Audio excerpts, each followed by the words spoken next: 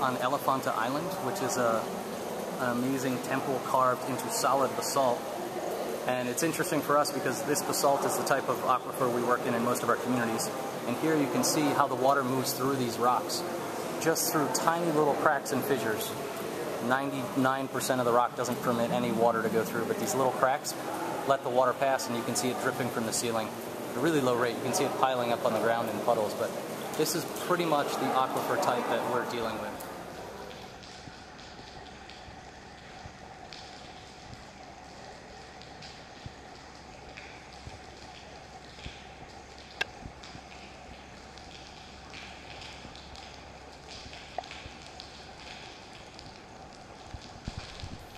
This is one of the traditional wells that you'll see in Maharashtra, which is open, usually this 20-foot diameter size, and they're anywhere from 40 to 80, even 90 feet deep.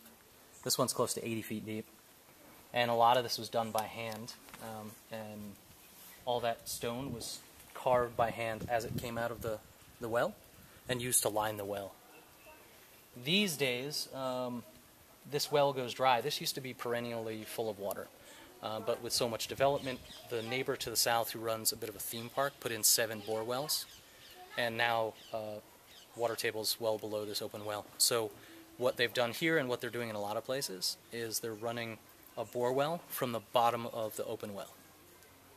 And so if you'll see here, this pipe that goes down is actually pulling up from a bore well that in the ground at the base of this well goes at least another 100, 150 feet. So recharging these things becomes extremely important. So this rainwater system charges this open well. This is one of the first rooftop rainwater harvesting demos we've done here in India. We did this about 1.5 years ago. It's a gutter system on back of the Grampari Training Hall. Grampari are our local partners here in India.